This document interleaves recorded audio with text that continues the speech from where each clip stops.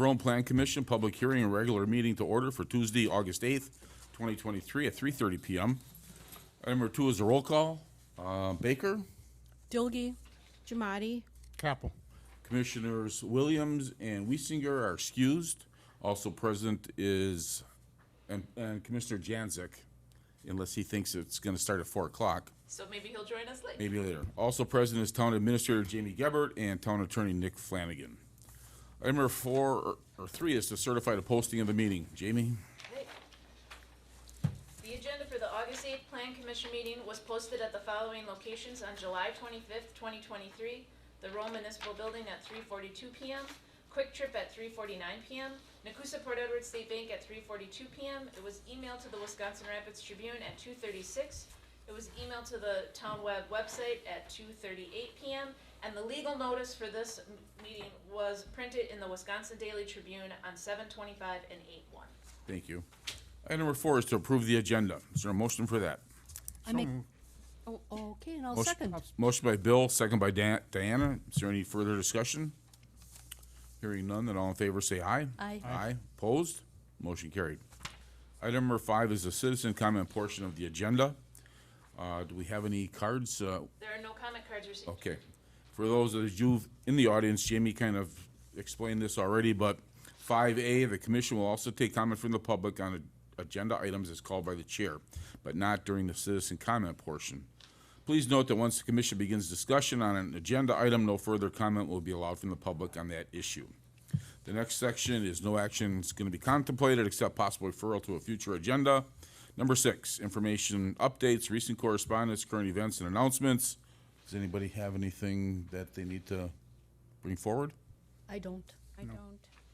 Only thing I would mention is if you haven't completed the comprehensive outdoor recreation plan survey, it closes tonight. So the link is on our website and on our Facebook page. So make sure to complete the survey if you haven't already. Okay, thank you. Item number 7 is to open the public hearing. 7A, consideration of the issuance of a conditional use permit for the following purpose. The short-term rental of the property located at 897 Kingsway, owned by Aaron Whipperforth, also described as Lot 6 of Kent Addition to Lake Camelot, located in the southwest 1/4, southeast 1/4, section 10, town 20 north, range 6 east, town of Rome, Adams County, Wisconsin, with a parcel number of 030-5653. And let it be known that Commissioner Janzik just joined the party. So the applicant has submitted an application for short-term rental. What the next piece will be true for all of the short-term rentals. I will just read the number of letters and the occupancy for the rest. But this is a conditional use permit. They are requesting for the 2022-2024 season, which would end June 30th, 2024, then subsequent renewals. Letters were sent to 15 property owners within 200 feet of the affected property. The Plan Commission places conditions on these conditional use permits for short-term rentals that will set a max occupancy and a max number of vehicles allowed on the property based on the standards found in town code. Staff would recommend a maximum occupancy of 8 and maximum vehicles of 4 to be parked on hard surfaces, not or the lawn or grass. The applicant has completed all of the other licensing requirements, including a property manager within 25 miles. I would also note all of the properties tonight were emailed prior to tonight's meeting, their maximum occupancy and vehicle numbers, and none expressed concern with those numbers. Thank you. Tonight, representing the property is Julie. Julie, Come on up to the podium, Whipperforth. Julie, so you can speak in the mic. Just make sure the red light is on. Nope, right here, right here. I'm going up to join them. Good. If you'd like an application. I'll trade you. Okay, what could you tell us? You're gonna be the property manager? Yes. Okay, I reside right next door. Okay. And as far as parking goes, we have a double wide driveway, so we have 4 spots that vehicles could park. As far as any other questions you might have for me, sure. I have 2. we have a question for Nick first. The house is for sale. does that prevent them for applying for a short-term rental license or conditional use permit? By the applicant, the house is for sale, or the? Yes, correct? Right.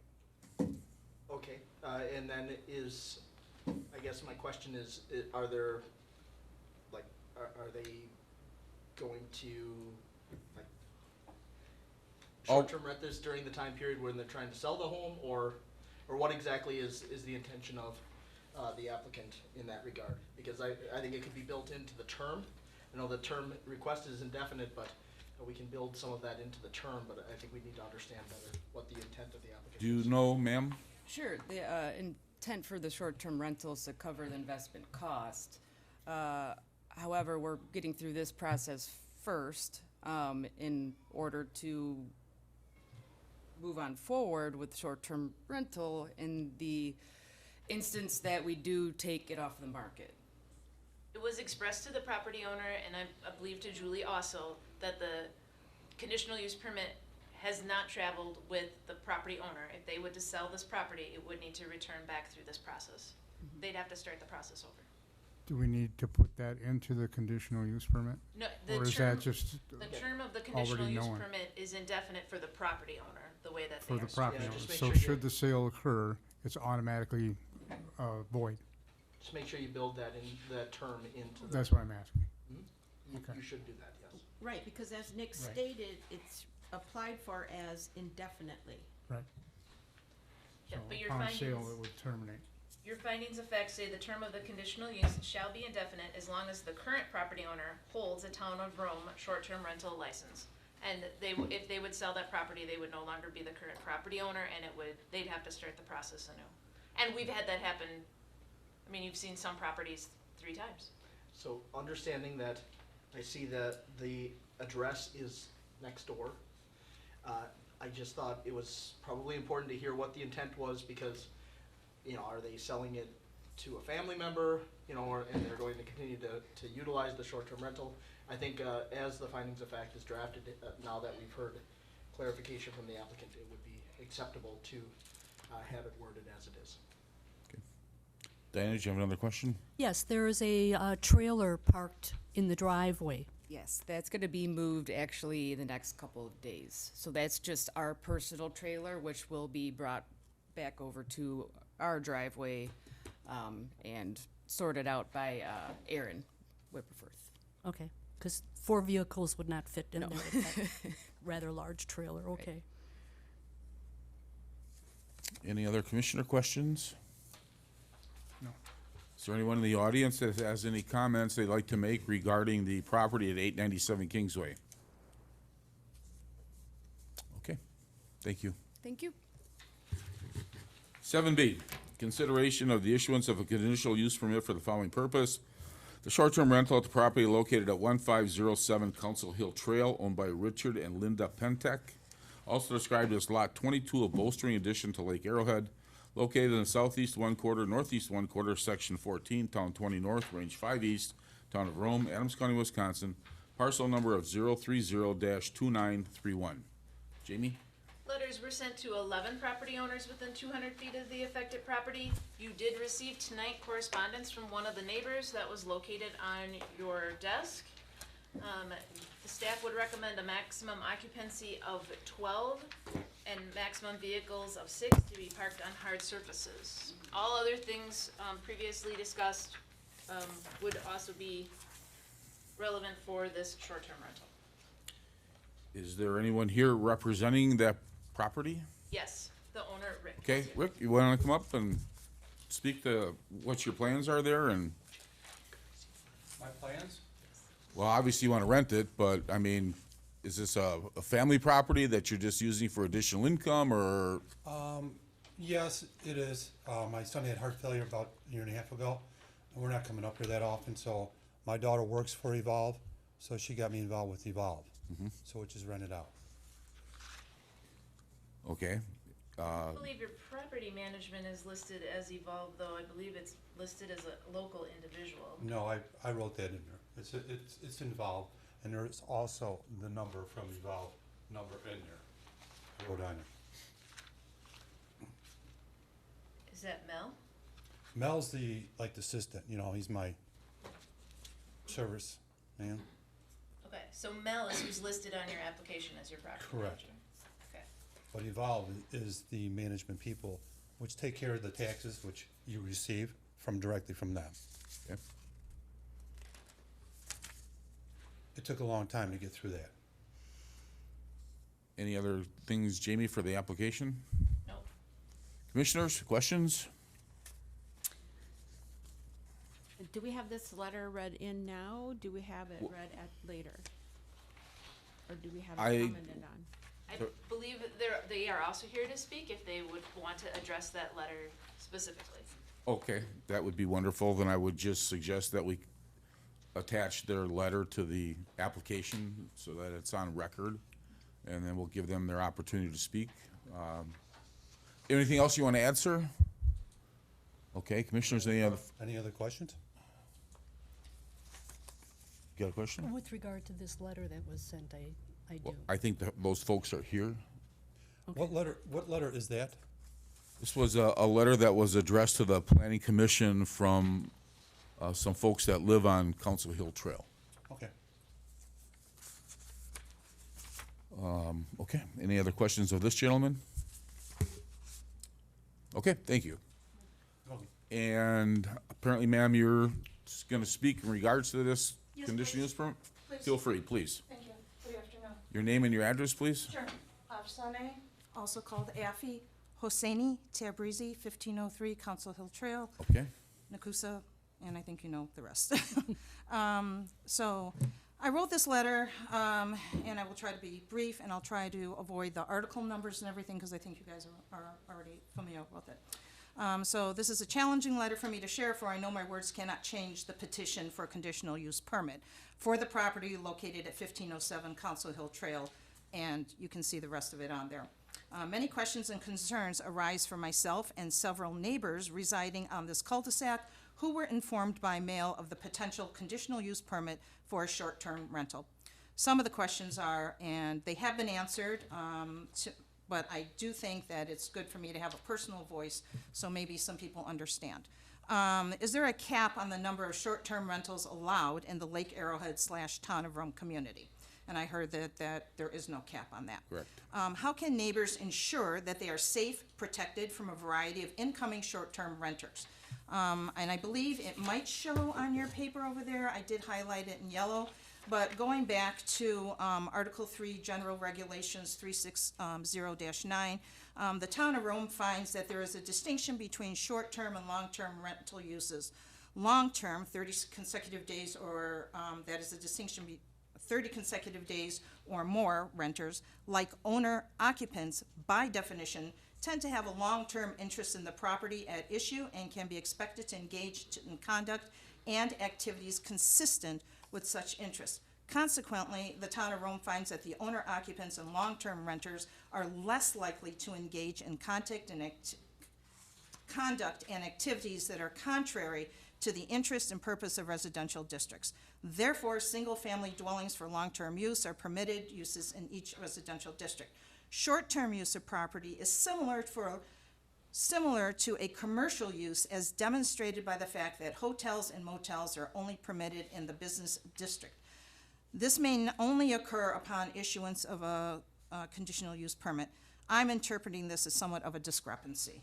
I know I cannot get anywhere with my words or my feelings here because I know this is a state issue, but I am very passionate and adamant that somebody hears somebody's voice on some of these things. I can't keep saying hearsay that I heard this from this neighbor or that neighbor, but I'm here voicing this, so that's part of it. Long-term interest, something I find skeptical for short-term rentals. I realize any neighbor has the ability to contact the hotline, which to me, the hotline is a Band-Aid for something that has happened after the fact. I don't see any, how shall I say, pro-action on anything. So I can call the hotline, I can call the Rome Police Department after something has happened. Where is our protection? Whose word do we have that nothing is going to occur, that there won't be any vandalism? John Doe might sign up for renting the property, signs up for 6 people, meets 10 other people in the area. those people come over.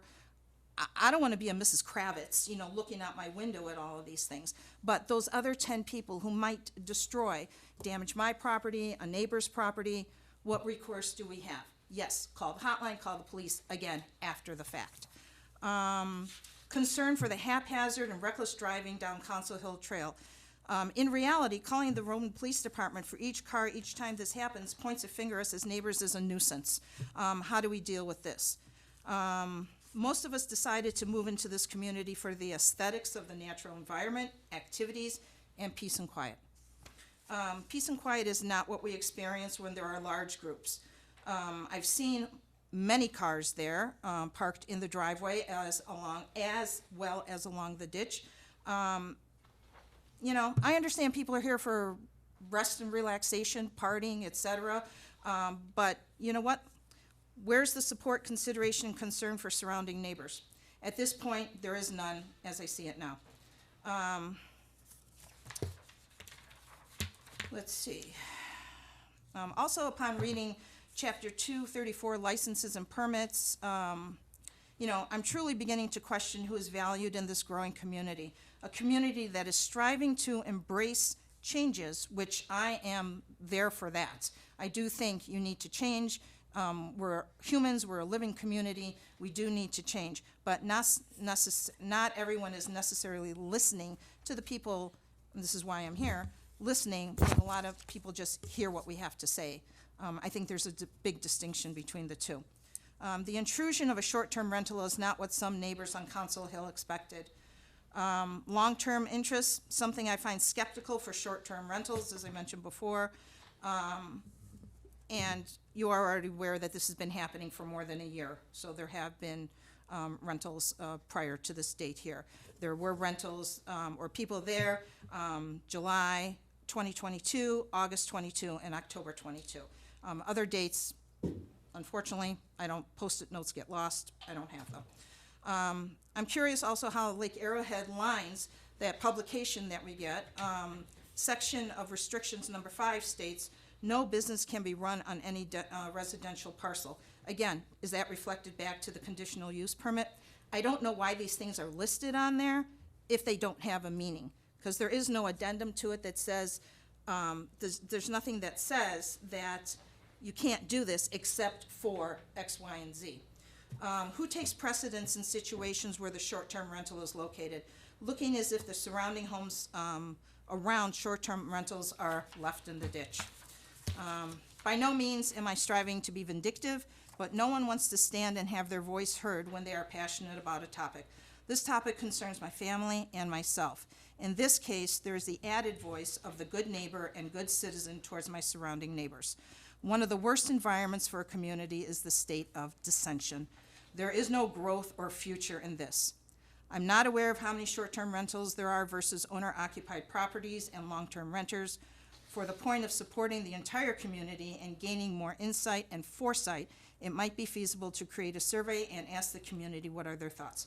And I think earlier today when I came to drop this off, I was told that there was a survey sent out, 400 people responded.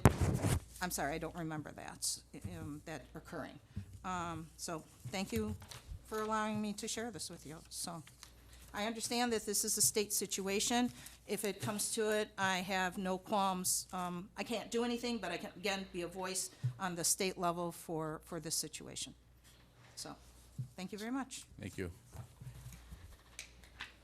Mr. Bill? Chair, if I understand her testimony correctly in her letter, there were rentals without a permit at this location, That is correct, and this owner has received 3 prior citations to and today. he's been cited for each time? Yes, Okay. And have those citations been cleared? yes, they've been paid.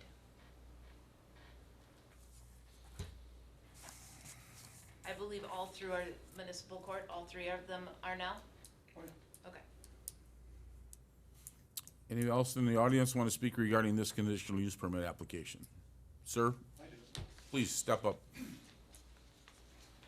Eddie, you live 2 doors down from my house. Are there any property damage or anything happening to your house, or you feel unsafe to your house? Yeah, I feel unsafe. I'm sorry. Cars, is this allowed? He's No, not touching no, it. it's Just- not. Thank you. Yeah, address the commission instead of her Okay, personally. I'm sorry. So they live, I see Tom too, and he lives right next door. There is renters there, and there's probably 6 to 8 maybe cars. They're mostly all golfers or families that come in there, and they rent the place out. It's filtered through Evolve, so they're not gonna have people come like 30s or 20s and say, well, I'm having a party, come on over and join. It's through Evolve, and they are professionally adequate for renters, like Airbnb. That's where they go through. So it's not like you're gonna have a house there for a party house. It's for golfers, it's for renters, it's for families. I have a lot of families that come in there, and they love the place. I can't see any damaging, even to my property, inside or out. They're clean. The outside, I have 1 can of beer so far that I saw in my driveway. The driveway's 180 feet long, so it does hold a lot of cars. But for people to say that they're afraid of the people that are renting out their 2 houses, the people next door to me, they don't mind it. The people across the street, they said that's fine, or both the people that are across the street, is fine. I don't understand why she feels unsafe, or maybe I know she probably wants it quiet and stuff for her and her mom, but it's just, like I said, I'm doing this to help out for my son.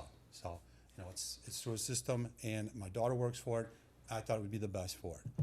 I apologize if there is adequate, I don't think they drag race down the street. I know some people who have big motors down the street that come through there, but they're pretty, from what I hear from my other neighbors, everything is okay, everything's fine, 100%. So, like I said, there's no debris, no garbage on the floor. I have garbage cans out there. I have people pick up my garbage. As soon as they're done, it's picked up. So it's professionally done. You got people cleaning the house, cleaning the garage, cleaning the outside yards. And I don't see any damage or anything on the streets at all. So, Just an item to note, with the conditional use permit, you're agreeing not to have more than 6 vehicles with any of the rentals. sometimes there are maybe 6 vehicles, because some people come, Yeah, they you're don't just- carpool you're not anymore. With, you signed the conditional use permit tonight, you're saying you will not have more than 6 vehicles with the short-term rentals. That's part of this agreement. That's fine. Okay. Commissioners, any other things for this gentleman? Okay, thank you, sir. 7C, consideration of the issuance of a conditional use permit for the following purpose: the short-term rental at the property located at 414 13th Drive, owned by 414 13th Drive LLC, also described as Lot 33 of Double Bogey addition to Lake Arrowhead, located in northeast one quarter, Section 19, Town 20 North, Range 6 East, Town of Rome, Adams County, Wisconsin, parcel number 030-2973-0728. Jamie? There were 5 letters sent to property owners within 200 feet of the affected property. Staff would recommend a maximum occupancy 12 and a maximum vehicles of 6 to be parked on hard surfaces. This is a Vacasa represented property who said they would be here this evening, but I don't see them in the audience. Okay. So it would be the commission's decision if you wanted to proceed, because we do require someone be here in person. If maybe they got the time mixed up and would be arriving shortly, we could move them later on the agenda. Okay. Is there anybody in the audience that would like to speak to this 414 13th Drive conditional use permit? Okay, hearing none. 7D, consideration of the issuance of a conditional use permit for the following purpose: the short-term rental of the property located at 256 Cranbrook Court, owned by Adam Kinwall, also described as Lot 53 of Cranbrook addition to Lake Camelot, located in the northeast one quarter, southeast one quarter, Section 9, Town 20 North, Range 6 East, Town of Rome, Adams County, Wisconsin, parcel number of 030-5277. Jamie? Letters were sent to 13 property owners within 200 feet of the affected property. Staff would recommend a maximum occupancy of 12 and maximum vehicles of 6 to be parked on hard surfaces and not on the lawn or grass at the property. And Adam is here this evening to represent the property. Sir?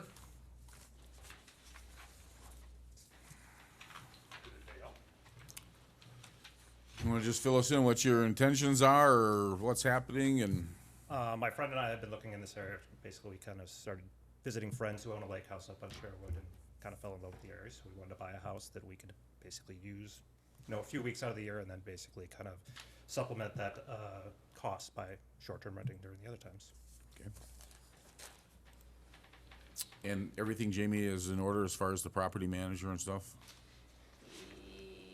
Yes. This is yes. Okay. Commissioners? Any questions? Not this time. Okay, thank you. Okay, Is thank there you. anybody in the audience, Gene, that wants to speak regarding this conditional use permit? Jean Osgood, 262 Cranbrook Court. So I'm a couple houses down from this property. This is the fifth, I believe, rental on our street. And my concern is, the biggest concern I have is what is being done to protect our lake with the overuse of 16 people at a time, 12 people at a time for a period of days, and the septic systems being overworked. And there's nothing in any of the paperwork you sent me that says anything about checking on septic systems after you have a whole summer of people renting your property. Who knows what's been thrown down there or whatever. And I think it's a serious concern, and I don't see anybody addressing it ever. So that's my biggest concern. I understand people wanting to come and use the lake and have the property, but I had an aunt that rented one time, and we were 20 people for the weekend, and I mean, that overtaxes the system. It really does. Okay, So thank you, Gene. that's all I wanted to say. Anyone else want to speak regarding Cranbrook Court? I can mention that that piece about septics has come up with the county's short-term rental. Again, the county has their own short-term rental ordinance. It applies to all the other unincorporated areas except for the town of Rome because we have our own zoning. But their ordinance also does not specifically address septics outside of the state law that every septic must be pumped every 3 years or individuals will go through circuit court. So, which is the same with our septics, is every 3 years. That is the only clause that they also included in their short-term rental ordinance. Okay. Thank you. 7E, consideration of the issuance of a conditional use permit for the following purpose. The short-term rental at the property located at 1520 Locust Trail, owned by Joseph Lusa, also described as Lot 70 of Kingswood addition to Lake Arrowhead, located in the southeast 1/4, Section 14, Town 20 North, Range 5 East, Town of Rome, Adams County, Wisconsin, parcel number of 030-3277. Jamie?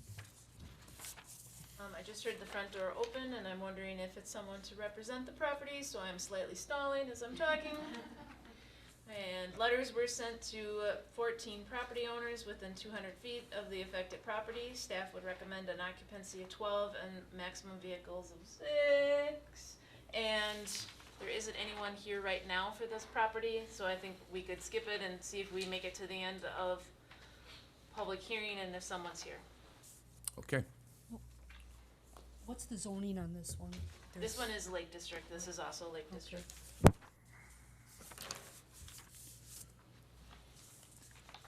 7G, consideration of a site plan of operation for Tiffany Savecki for the property located at 335 State Highway 13, located in Section 17, Town 20 North, Range 6 East, Town of Rome, Adams County, Wisconsin, with a parcel number of 030-793-10. I think you missed just. Oh, We missed Oh, I'm King's sorry. It happened. Then we're gonna move on to 7F instead. Consideration of the issuance of a conditional use permit for the following purpose. The short-term rental at the property located at 331 Kingsgate Court, owned by Nakusa Investments LLC, also described as Lot 50 of Kings Court addition to Lake Camelot, located in the southeast 1/4, northwest 1/4, Section 15, Town 20 North, Range 6 East, Town of Rome, Adams County, Wisconsin, parcel number of 030-5724. Jamie. Letters were sent to 15 property owners within 200 feet of the property. Staff would recommend an occupancy of 4 and maximum vehicles of 2 to be parked on hard surfaces. And Chris is here this evening to represent the property. Hello. Getting nervous. I thought I was here on the wrong day. So we bought another property up here about 2 or 3 years ago and didn't even know about Nakusa or the area. We fell in love with it. So we saw this cute little cottage that we thought would be great for overflow for our family and friends. So we bought that. And we're here today because when we're not using it for family friends, we thought we could get some investment back by renting it. We currently have a long-term renter in there, and we're really open to that idea. But we wanted to cover all bases and go through this process so that we have that option. Okay. Commissioners? Let me just ask you, your current contract with your long-term renter, how long is that in effect for? The middle of September. Okay. Is it likely that you would renew it if they so chose, or would you go into the short-term rental business at If mid-September? they so choose, I think I would have. I think they would have told us by now. Okay. But if they so choose, that probably would be the route we'd go. Okay. Any other questions? The only other question I have is there is a camper hookup on the property, you know, water and electric, no sewer. But I'm assuming that if we were using that for personal use, family, friends, there's no issue with parking a camper there, but that's a not allowed thing for a short-term rental? You would need a camping permit. No, campers are not allowed for short-term rentals because they cannot receive a tourist rooming house license through the state. You cannot rent a camper. So if it was being used for personal use, that would be a conversation. I know we have put some restrictions on trailers and other things in yards as part of the conditional use, but as long as it was for personal use, it could not be used as a short-term rental. I wanted just to clarify Personal that. use, yeah. Okay, so, because there were photos were taken of that, and I thought, oh, I don't think those would be allowed, so that's just off the table for short-term rental. Yes, it cannot receive a tourist rooming house license. They are not rentable. Okay, perfect. And it cannot be part of the rental. Cannot be part of the Right. rental. Okay, Correct. thank you. Any other Ensure questions? exits and water quality in the camper. Okay, ma'am, thank you. Is there anybody in the audience that would like to speak in regards to Kingsgate Court conditional use permit? Okay, now we'll go to 7G. Consideration of a site plan of operation for Tiffany Savecki for the property located at 335 State Highway 13, located in Section 17, Town 20 North, Range 6 East, Town of Rome, Adams County, Wisconsin, with a parcel number of 030-793-10.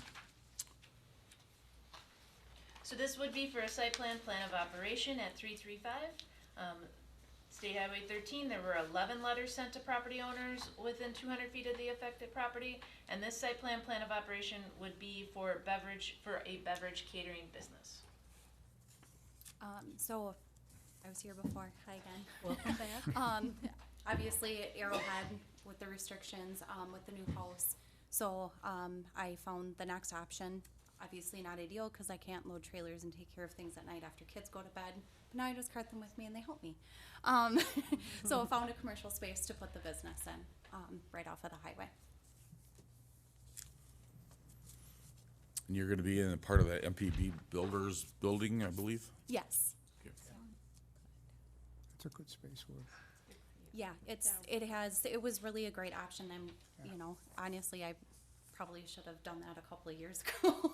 But it has a very nice entrance exit for semi. My only qualm is that darn median in the middle because I have to drive all the way around every time.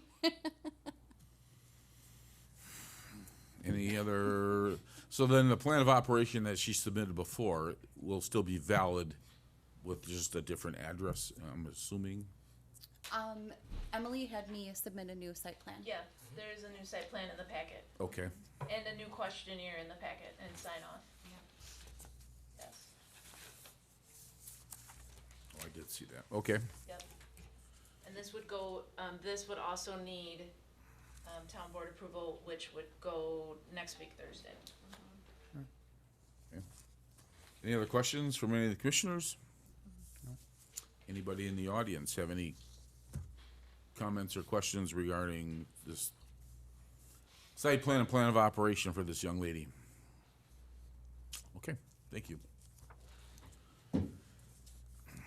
7H, consideration of proposed amendments to chapter 360, the zoning. Article 26, fences, walls, and hedges. Chapter 360-139, requirements for certain fence types. The security fences. This is returning from last meeting. There's language in your packet, and Attorney Flanagan's happy to walk through it. Sure. This is a referral from the last meeting. I think we had a discussion regarding allowed fence types in certain districts. Specifically, 360-139 sets regulations for those certain fence types, and I just call your attention to D, which is security fences. That was primarily what we had discussed at the last meeting. The referral for this meeting was to add R4 and R5 districts to those districts where security fences would be allowed. You'll see that reflected in the changed language in the ordinance. Questions? Oh, sure. Go ahead. Okay. Can you define for me non-residential?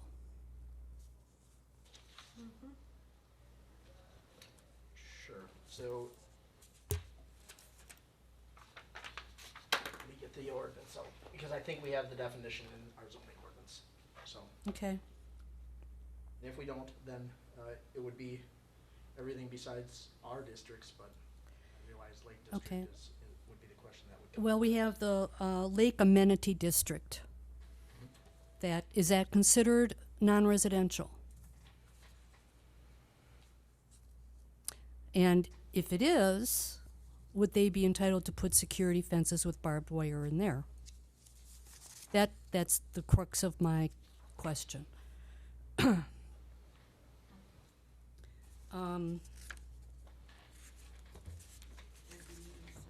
My other question would evolve around the barbed wire aspect of a security fence in residential R4, R5. I thought someone said residential you cannot have barbed wire, but if we're placing it into the security fence, you are allowed to have, if it's up at least 8 feet above grade, you can have barbed wire. So if we're allowing R4 and R5 to have security fences, then they would also have barbed wire, which would contradict the general requirements section 360-137B.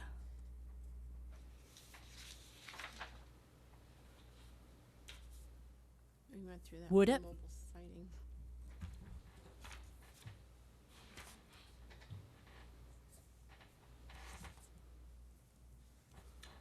Well, or you'd have to have a security fence without barbed wire on it.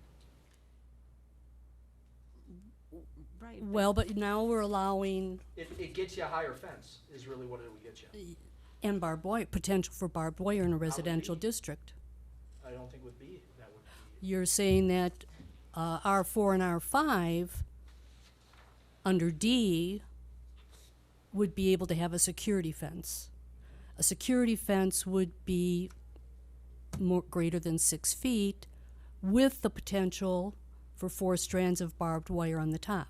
I'm saying that that would be a residential district and does not allow barbed wire with the language that you just pointed out in B. I mean, we can clarify it with the language, or maybe if you all want barbed wire, you include, I think you remove. No, what I would like This would allow is for a that taller fence, is what this ends up allowing for. with the potential for 4 strands of barbed wire based on D. Fences on lots in any residential district shall not contain barbed wire. Okay, security fence shall be permitted in all non-residential districts and in the R4 rural residence district and the R5 rural estate residence district. So by putting that in there, we are allowing a security fence. I get what you're saying. Okay. And actually, I think we've experienced things where the language isn't clear and it brings up concerns. So totally get what you're saying, and we can clarify the language. I would just say that the may is permissive, B doesn't allow barbed wire, the residential districts wouldn't. So the may include, so again, we can put, if you don't want to have barbed wire on it and you want to make it very clear, then we would add some language in, that added language that they are not allowed to have barbed wire. We can even cross-reference it back to that B section that is, Or in an alternative, and I'm not sure where we could possibly do this, you probably would know better, but where R4 and R5 fences would be allowed to a maximum of 6 feet in residential areas, except for R4 and R5, which would have 8-foot fences, up to 8-foot fences. And then the barbed wire aspect would not even be part of the discussion at all, because it says in any residential district, they shall not contain barbed wire. Do you see what I'm? Yeah, so I'm trying to think if we would just adjust the language to C then, which sets it right now at 6 feet maximum. We would just have to clarify that, R4 and R5, and I know Jerry is the one that, He didn't go into a lot of detail. He Right. just wanted them to be allowed, and I don't know about cross-referencing things either. I think if we can be as clear as possible in the definitions, it would be helpful, Nick. understand, otherwise, if we just adjust solid fence height, that takes the security fence piece right out of it all the way. correct, yeah, Yeah. and I think that would, So there'd be valid no, point, yeah, And you're clear on the non-residential, correct. yes. okay, Maybe we need to tweak it a little bit more then and bring it back. that's no problem. Yeah, so our discussion last time was around security fences, that's why you have the language you have. Right. Right. But valid point, and we can, all we would do is adjust the solid fence piece to allow for 8-foot height in R4 and R5. Up to, well, right, up to 8 foot or something, sure. And that is the maximum, oh, this says which shall not exceed 10 feet. That's security though. Right, but if, Do we want it 8 feet, do we want it 10 feet, you tell. You don't want it to you'll- look you'll- like it's barricaded, but again, they're on an R4 lot, right, and we've then got 15 R5. acres or, You got know. 15, but then again, it's like barricaded in, so, but it's their land, so, I Correct. mean, height is up to them, but what is the max, Not exceed 10 feet is It's what 10 leave security it fence not is. to exceed 10 feet, Okay, right? so adjust it to 10 feet for Well, R4. leave it what it, Well, I'm taking it out No, of he's security. taking it out of security fence and throwing it someplace else where the barbed wire would not have Right. this discrepancy. yeah. So the security fence is a 10-foot. Not throwing it, including it in the solid fence section with the adjustment for up to 10 R4, feet right. for R4 and R5. Is that, Yes. and I realize we're in the public hearing part, so I just, Okay, I know we kinda, should we save that for the, I just was, had a question. anybody have any input on the feet, and then we could save it for the next part? 8, 10, 8 or doesn't 10? make any difference to me. 8 or 10, Jamie, you got any input based on what you hear, or? I would think 8. I mean, 10 foot is a pretty high fence, but The wall. yeah. I mean, And I guess Mr. it's, Chairman, Phil, we do have, if it's agricultural zoning, we have different, that's different. I mean, we are talking specifically residential. right. I would, in my opinion, 8 foot would be adequate for a residential. Nick, what about in your other communities with I think 8 feet rural- would Okay, be adequate. That's actually, as I kind of defaulted, I probably Okay. slipped there when I was mentioning 8 feet, but 8 feet would likely be adequate, although you're right, if we would have put it as security, it would have been 10, but, these are residential R4 and R5 districts. I think the 8 feet would provide them that taller fence, while not looking like a total barricade. Exactly. Sounds, Thank you. Okay, anyone else? thank you. Is there anybody that's out in the audience that even has a clue what's going on here that wants to speak? I don't know what you're talking about. Neither do some of the rest of us. Yeah, we do. Okay, then item number 8 is to close the public hearing. Is there a motion? We did have individuals join us for 7C. Oh, we and did. 7 I'm sorry. For which ones? I'm sorry. 7C and 7E. Okay. Oh, we got it back up. 7C then is the property located at 414 13th Drive, owned by 414 13th Drive LLC. Hello. Hello. Hi. Hi. Just a reminder, 5 letters were sent, and the staff would recommend 12 occupancy, 6 vehicles. Okay. Something What can you tell us, ma'am? question. It was my parents' home. They built it in 1996. I have 4 siblings. We did not want to give up the home. 2 of us bought out the rest, and we have updated it, and we want to make it for short-term rental to at least make it self-sufficient so we can hold on to it. We're not quite ready to retire up here, but we don't want to let it go. So we're hoping to be able to make it a short-term rental, just to make it self-sufficient. And we have a lot of love and respect for our neighbors, so we have high hopes that it'll work out very well. Okay. Commissioners, any questions? I thought I had one. If you could give me just a moment, Mr. Chair, I'd appreciate it. In the interim on the petition, it also shows that zoning is G1, I think it's LD. It is LD. And if this a question would be appropriate for now, or the second part, shows parking for 3 vehicles, and the septic system is in front of your driveway? It's to the side of the parking, yes. It's in the front of the it's house. To the side of the driveway? Okay, so they're not parking on your septic system? No, they are not. Okay, so the drawing's just a little bit off, all right, because when I looked at it, no, when I looked, I was trying to see, according to their, where the pipes are, when I was there, I couldn't see the pipes. It didn't make, okay. Yeah, it's the solid surface. Right, it's, okay, thank you. Sure. I couldn't see the pipes. Any other questions from commissioners? Is there anybody in the audience that would like to speak regarding this property on 13th Drive in Arrowhead?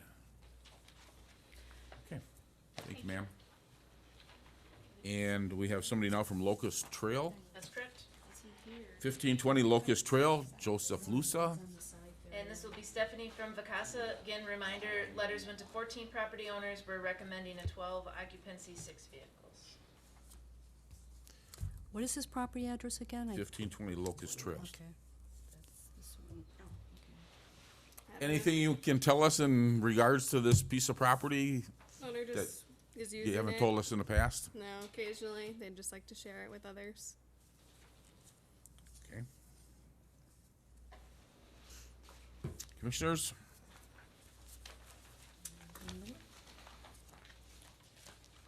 Okay, thank you. Is there anybody in the audience that'd like to speak regarding 1520 Locust Trail as a short-term rental conditional use permit? Seeing none. Then we can move on to number 8, close the public hearing. Is there a motion?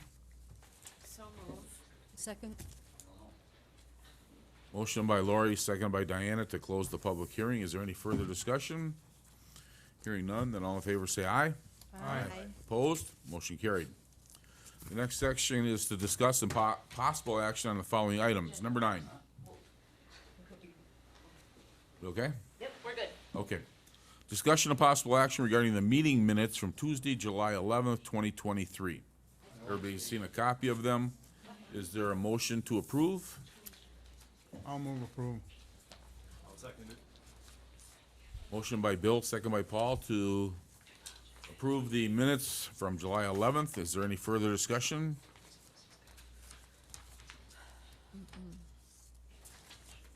That was a long meeting. I didn't see any red on your paper, so I assume we're pretty good. It was good. Okay. Then, all in favor of approving the minutes, say aye.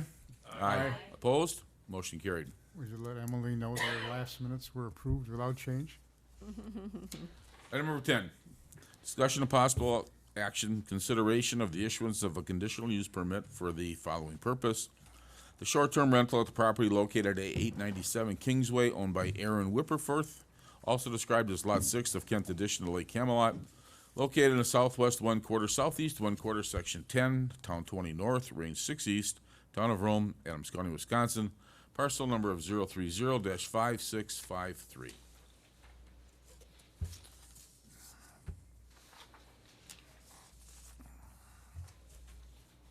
I'll make a motion to approve the short-term rental, or the conditional use permit for the short-term rental at 897 Kingsway, and incorporate the conditions set forth in the findings of fact. Maximum occupancy shall be 8. Vehicles 4, and there's a property manager within 25 miles. Correct. They also, all the short-term rentals would be agreeing to the 7 consecutive night or longer stays, and that the term would be indefinite as long as they were the current property owner. If they sell the property, it does not Sale of transfer. property. That's on there. So if you're adopting the findings of fact, Right. yep, it Right. would be part of it, and that would be true for all short-term rentals this evening. Right. So I don't think we need to incorporate that because it's already in the findings of fact. Yep. It's right there. The sale? Yes, Oh. that's in there, It's there. right. So Again, That- just think it's helpful since we have 6 tonight, that condition would apply to all of them. okay, that's my motion. I'll second. Okay. Motion by Diana, seconded by Bill to approve the conditional use permit, 897 Kingsway. Any further commissioner discussion? Yes, could I get clarification on the beach clubs with regard to the use by short-term renters and the beach clubs? Do we have any, There has been no enforcement from our behalf regarding beach clubs. That would have to be handled by the Property Owners Association. We have put, I think, restrictions on one about that they wouldn't be allowed to have renters bring their boats into the beach club. But other than that, we have as far as usage going there to access the water or be on the beach club, that would have to be enforced by the Property Owners Association. and the beach clubs, those are basically for those that are off-lake properties, is that correct or not correct? That's correct. Okay, Those on lake do not have deeded access to a beach club, because they're on lake. and this one is on lake, On Lake, it's on a channel. on the channel? Mhm. Yeah, okay. Okay, that was Okay. a clarification issue. Any But other, also, your understanding, Julie, this property does not have a deeded access to a beach club. Understood. Yeah, okay. okay, any other discussion? Hearing none, the motion by Diana, second by Bill to approve this conditional use permit. Anything further? Hearing none, then all in favor say aye. Aye. Opposed? Motion carried. Item number 11, discussion and possible action, consideration of the issuance of a conditional use permit for the following purpose. The short-term rental at the property located at 1507 Council Hill Trail, owned by Richard and Linda Pentek, also described as Lot 22 of Bolstering Addition to Lake Arrowhead, located in the southeast 1/4, northeast 1/4, Section 14, Town 20 North, Range 5 East, Town of Rome, Adams County, Wisconsin, with a parcel number of 030-2931. I'll make a motion to approve 1507 Council Hill Trail. And that'll be with the findings of fact that we recommend 12 maximum vehicle or 12 maximum people, and vehicles of 6 be parked on hard surfaces and not on the lawn and grass. And that-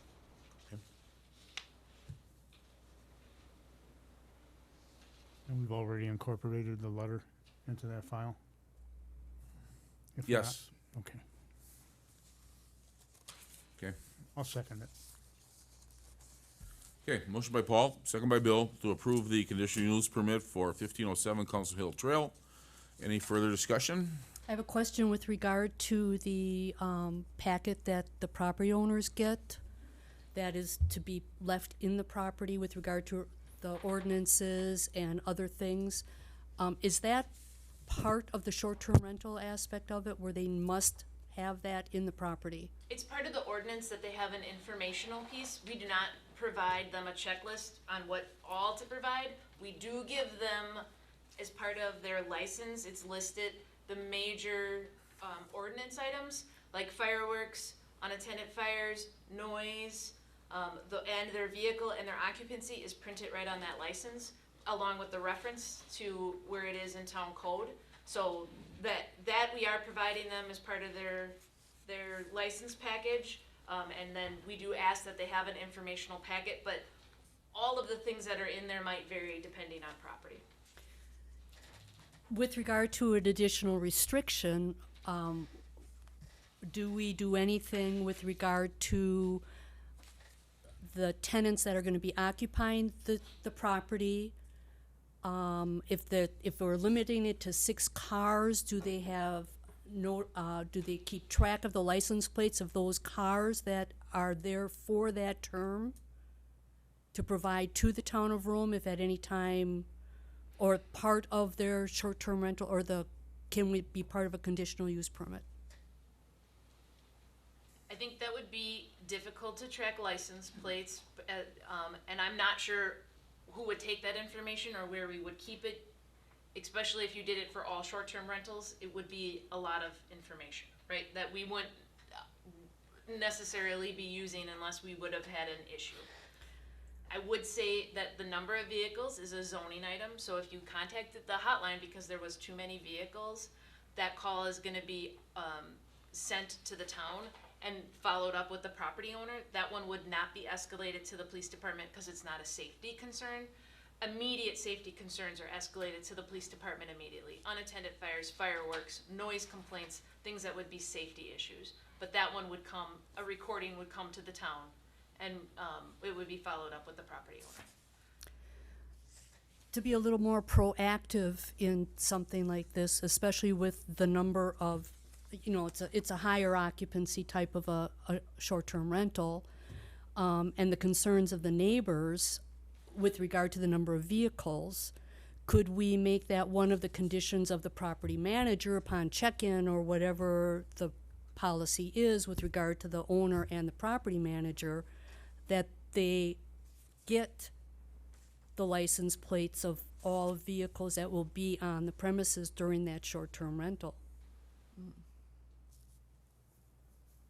Wouldn't the renter or the property manager have all the names and addresses and phone numbers of all the parties that are there? No. They would have only one person who rents the place, which you might be able to get their license plates. I'm speaking for my house. You are talking about that. And commissioners, we are through public hearing. Yes, we are. I mean, it would be very, very, very difficult. Okay, this will be just our discussion now, okay? Sorry. I don't, do we ask any of the property managers exactly what their position is? Is that gonna be allowed? We have not asked any of the property managers to collect those license plates. I understand that, but I mean, as far as speaking with the person that owns the home, like this gentleman said, they only have the name of the one person that's renting the place. But do the property managers gather additional information as to who else may be there? Often not, no. Okay. Because usually one person is booking through the platform provider. I guess I would ask it this way, are we having any parking issues right now? Is that a major red flag at this point? So major red flag, I would not say. I would say it's one of our most common concerns is too many vehicles. When it has come up though, police have been dispatched out and the vehicles have been moved, or they leave, right? In most of those cases, it has been individuals that have family here in town and are renting the short-term rental, and their family comes over, and then their family's cars and their cars are there, and then they're asked to take their cars back to their property, to not have as many cars at the short-term rental. Mr. Chairman, I just have a few questions. Sure, go ahead. Please. Do we know of any other dates that they had short-term rentals without being part of our short-term rental program? I would have to just log into host compliance to check how many rentals that they've had per month, but we try to track it on a monthly basis, so every month that there would have been reflected a rental without a license after the first rental, because we do allow 10 without a license, would have Were received these a the only citation. 3 you know of then currently? Again, I would have to look into the host compliance to see. But we try to track it fairly closely. I just want, I guess what I'm trying to get at is how long was this going on before they actually became compliant? I would How difficult suggest- is it to do that? Well, if you're willing to wait a couple moments, I can log in to see when their first day occurred, when they were first listed. My next question would be, how many has there been a number of violations at this address, at this concern that we got a 3-page letter? I think Jamie said there was 3 citations issued. This year alone, Yes. or total? This year, Or this year? this year. I don't know if they were all this year, but it's August, so that, I mean, time goes fast, but this year would be. Okay. There has not been other concerns as far as noise or, I mean, there was a police check done on the property, Oh, I'm so, sorry. Okay. It was, Well, if you can just tell me if it's, how many times it's been was last rented year. before it became compliant? Unless nobody else really, I mean, I'm just curious, but. yeah. So I reflect from the police check that they had a short-term rental violation 9/16 and 8/2, and those were both 2022. Okay. That's all right. Okay, anything else, commissioners? Well, I am concerned about the parking and the additional cars, and especially it's a cul-de-sac, if I recall correctly. It's a very small cul-de-sac, yeah. And I'm wondering if there is any way that with the management company, and I do know when I rent property, we have stickers that we have to put in our car, and if you don't have them, you're towed. And I don't think that we can put that onus on our Rome town, or the town police department, but perhaps on the owner. That if they're non-compliant and there are 10 cars in that driveway and they're not properly stickered and their family members, either get them out of there or the owner needs to have them towed. I think you're kind of stretching now as far as That's adding additional things to the requirements. They're allowed 6 vehicles, and if there's more than that and a complaint is made, then that gets dealt with. But as far as having somebody put stickers in vehicles so that who's gonna check? I just think that's way out of line as far as trying to require something like that. Okay. My own personal opinion. Or we put it on you're another entitled. agenda for discussion. Well, and at this point too, so you have, I think this question came up a little bit earlier. Right now, there are 71 licensed short-term rentals in the town, not including these 6 tonight or the 8 that are in queue. So, are you requiring that of all 71? Because that's an ordinance change. Or are you requiring it of just this one? Because then this one has a different condition than the other ones. Or if you require it as a condition thereafter, then your 6 tonight and your 8 have it, but not your 71. Right. So it kind of becomes the logistical, how do you put that into place? And I would say if it was, you do want the town to produce the stickers, because otherwise one person's gonna make it on a blue piece of paper and a green piece of paper, and you know, it would be hard then to know if we didn't provide the stickers. You did comment, though, that one of the larger complaints is parking, correct? And cars. It's So based upon our 71 plus the 6 tonight and the 8 in queue, is it not time that we start addressing that issue as a town? I think a piece of that was having the plan commission assign the vehicle numbers. I think that was one of the ways that we had determined we would address that number of vehicles, was by putting that number on the property through the CUP. And an additional part of that is we've never gotten to the talk about the additional vehicles they bring with them, ATVs on trailers and boats. So there's the additional parking as well as just the cars that they have. So, but that's a conversation for another evening. But correct, parking is becoming more and more of an issue. you're correct on that, so we're not gonna solve that tonight, but it is an Well, issue, okay. especially on the smaller cul-de-sacs.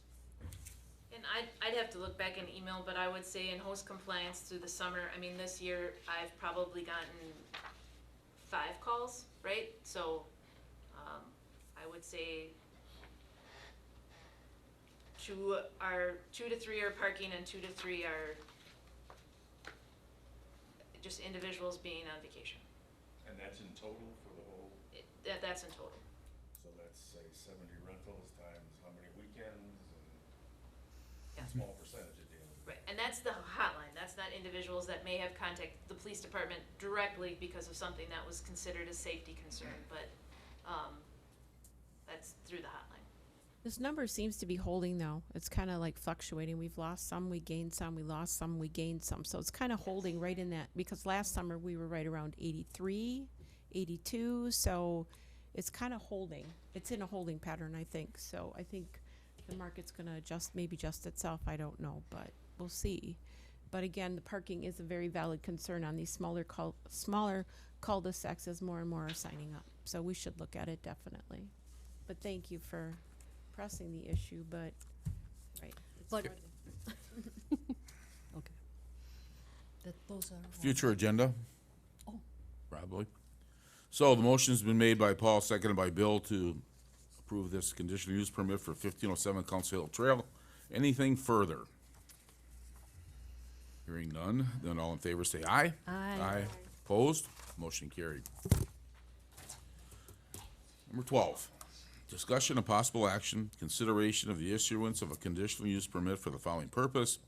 Short-term rental at the property located at 414 13th Drive, owned by 414 13th Drive LLC, also described as Lot 33 of Double Bogey addition to Lake Arrowhead, located in the northwest 1/4, northeast 1/4, Section 19, Town 20 North, Range 6 East, Town of Rome, Adams County, Wisconsin, parcel number of 030-2973-728. I'll make a motion that we approve the conditional use permit for the short-term rental at 414 13th Drive with the incorporation of the findings of fact. I'll second it. So the motion is made and seconded to approve the conditional use permit for 414 13th Drive. Is there any further discussion? Hearing none, then all in favor say aye. Aye. Opposed? Motion carried. Number 13, discussion of possible action, consideration of the issuance of a conditional use permit for the following purpose. The short-term rental at the property located at 256 Cranbrook Court, owned by Adam Kindwall, also described as Lot 53 of Cranbrook addition to Lake Camelot, located in the northeast 1/4, southeast 1/4, Section 9, Town 20 North, Range 6 East, Town of Rome, Adams County, Wisconsin, parcel number of 030-5277. This is the hexagonal house, correct?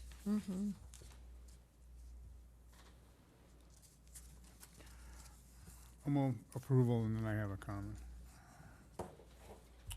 Motion been made by Bill. Is there a second for discussion? And incorporation of the findings of fact. No, there is no second yet.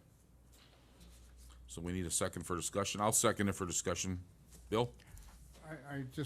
I have a concern about what Gene brings up tonight, and I don't know how to attack the problem, but I'll put it on, ask that we also add that to a future agenda, that on short-term rentals, we are looking at capacity of septic systems, and somehow, if 12 people where there was normally 5 people in a home, you're doubling is there capacity for that doubling of people, so.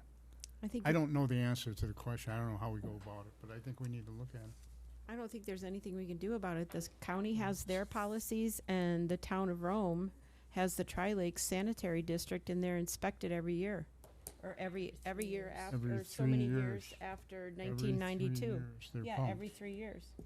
They're So pumped. that would be but something I think the state would have to look into, or the county would have to push. Do our tanks have capacity for 3 years at 12? You know, Well, if that's there what your was drain max fields rental. are for. You know, you have, There's it's all rated on the number of bedrooms in a home, Yep. and it doesn't say how many people anywhere that I'm aware of. Well, we have 4 people per 1 bathroom per ordinance. So 4 people per 1 bathroom, but that's limited by your living square footage, which would include like your kitchen and your garage and your hallways, or your bathrooms. So that's why we do that calculation. So we do try to limit that number of 1 to 4 unless you had smaller square footage. The caveat in that is my home had a smaller size septic. It was agreed through the county that my home could be an exempt smaller size septic. Right. That isn't something that if you had an existing septic on a lot and you built a home and attached it to that septic, you would have to get a reconnect permit.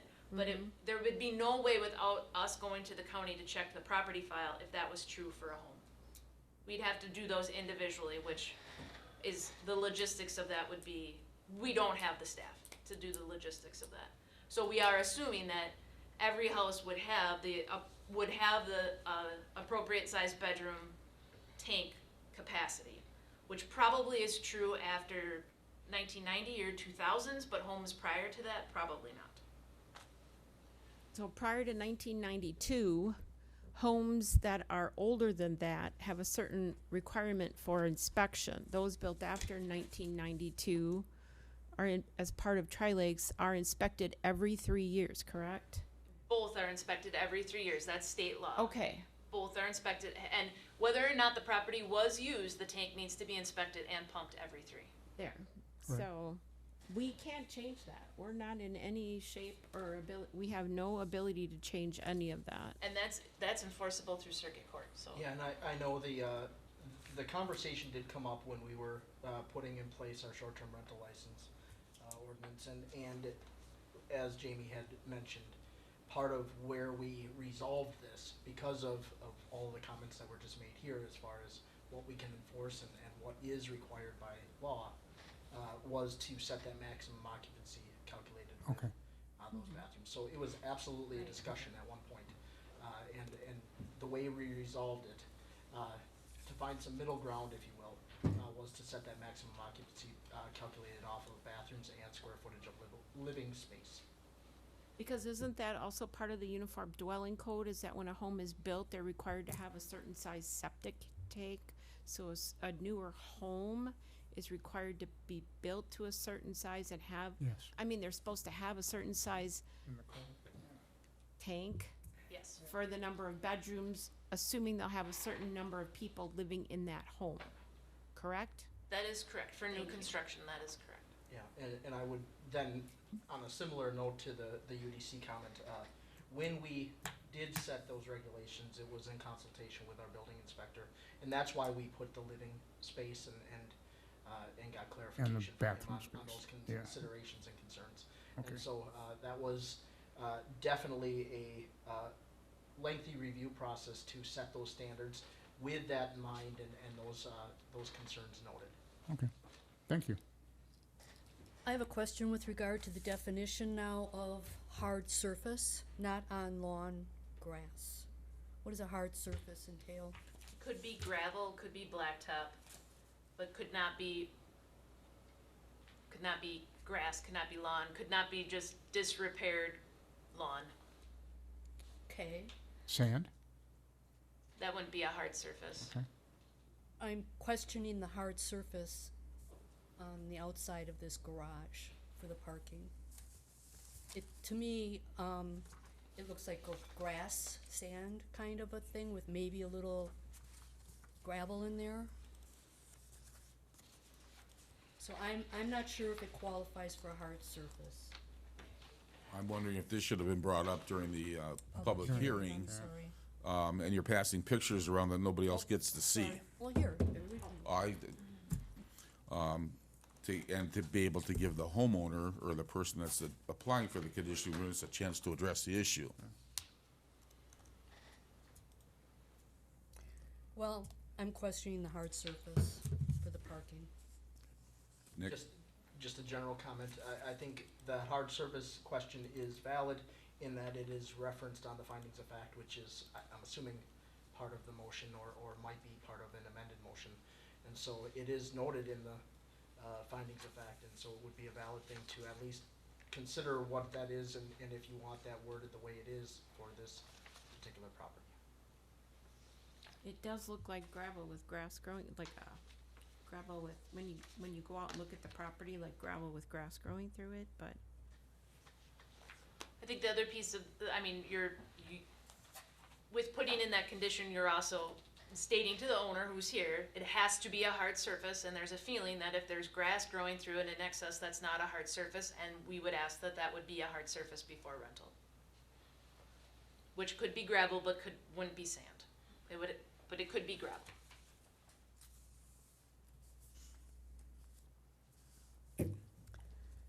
see, we take it to mean that when we approve these, we go out and look at them. So we go that extra step. Anything further? Okay, motion by Bill, second by me to approve this conditional use permit. Any further discussion? Mr. Chair, can I ask? Yes, sir. Just a point of clarification for the motion in the second. Is that motion, because I think the motion was to approve, is that also to accept the findings of fact as presented? It was. Thank And you. my second would be as well. Thank you. I would like to see a condition, the additional condition put on that. There needs to be more delineation of a hard surface for the parking of the cars. There's no. I agree.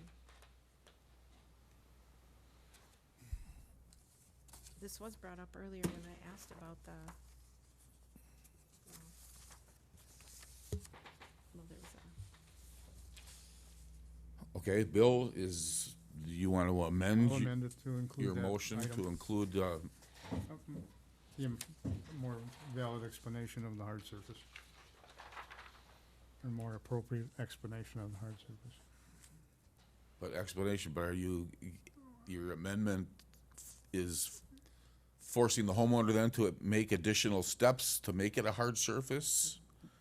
It says it must be parked on a hard surface, so if there's not existing hard surface, steps need to be taken to provide one in order to have the rental. If that's the Nick? case, then you've already got that in this as it's worded, as I read it. To be parked on hard surfaces, That's what I thought. lawn grass. But what Diana's saying is she doesn't believe that a certain part of the driveway falls under the definition of a hard surface. Is that correct? Correct. Is that something that gets inspected for the license prior to being granted? Right, I think that's what the town administrator had spoke to, that would be communicated and verified then with the property owner if that is not a hard surface. And if it is not a hard surface, then that would need to be done before the short-term rental is allowed, Yes. correct? Would we be okay with the property owner providing photos of that surface improvement to the town so we can keep it in the file? Sure.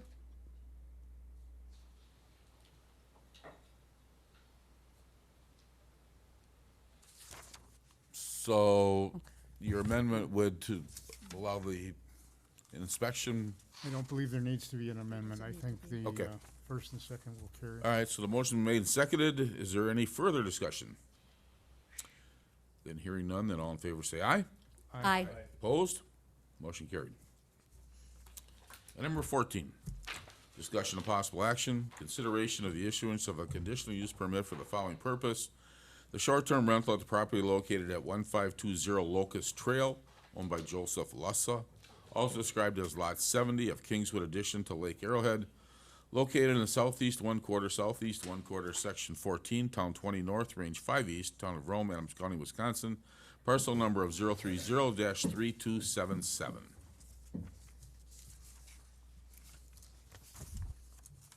I'll move approval. And accepting the findings of fact. Accepting the findings of fact. I'll second it. Okay. Motion by Bill, second by Paul, to approve this conditional use permit. Is there any further discussion? Hearing none, then all in favor say aye. Aye. Opposed? Motion carried. Item number 15, Discussion of possible action, consideration of the issuance of a conditional use permit for the following purpose. The short-term rental at the property located at 331 Kingsgate Court, owned by Nakusa Investments LLC, also described as Lot 50 of Kings Court addition to Lake Camelot, located in the southeast 1/4, northwest 1/4, section 15, town 20 north, range 6 east, town of Rome, Adams County, Wisconsin, parcel number of 030-5724.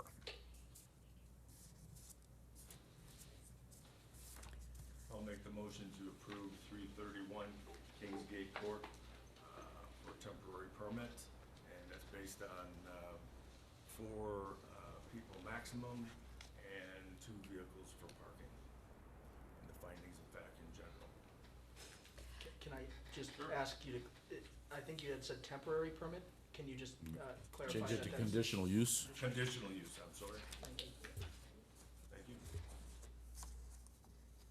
I'll second. Okay, motion by Paul, seconded by Bill to approve the conditional use permit for 331 Kingsgate Court. Any further discussion? Yes, I had a comment. This was the one with the camper hookup. So we would want to add a stipulation that that camper hookup would not be allowed to be used for any short-term rentals during the time of, correct? The proper language for that? The camper on property cannot be used as an STR. Well, there's a camper hookup for water and electric, so we'd want to stipulate that they can't use that for a short-term rental purpose, right? Yep. Okay.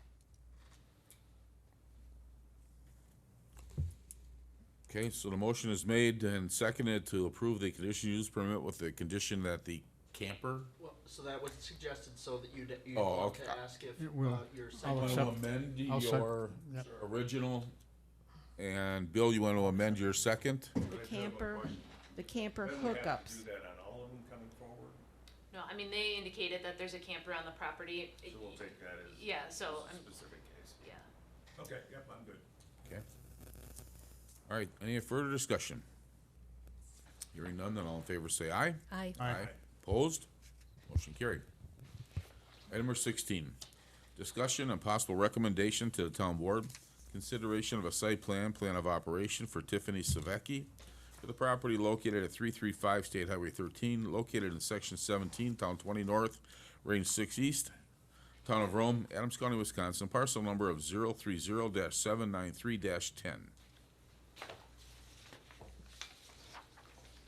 Just a reminder that so 2 things. Number 1, it is a recommendation to the town board. Number 2, there is a findings of fact in your packet.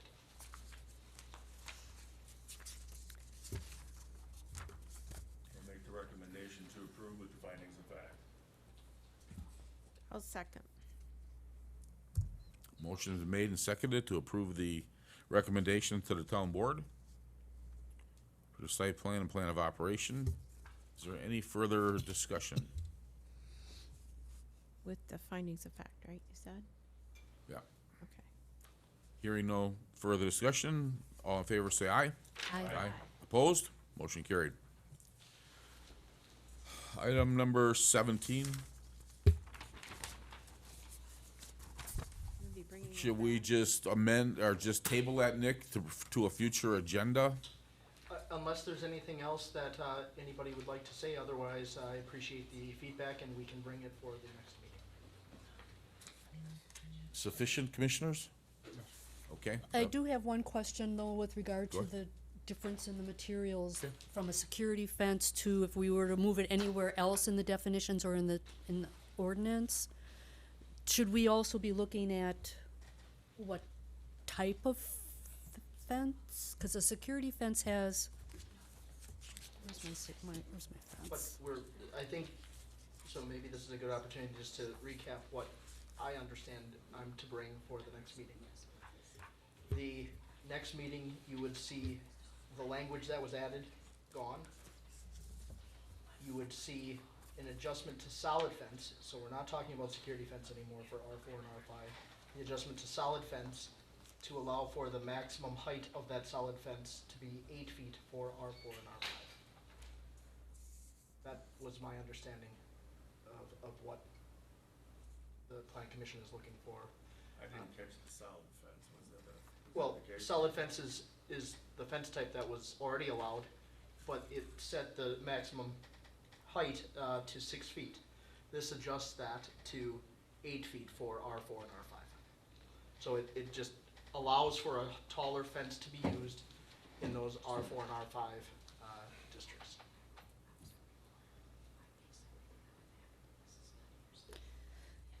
Okay. Well, a security fence would have like an open or solid. So there's that difference between what we would be doing. And the open construction is on the street side. It also,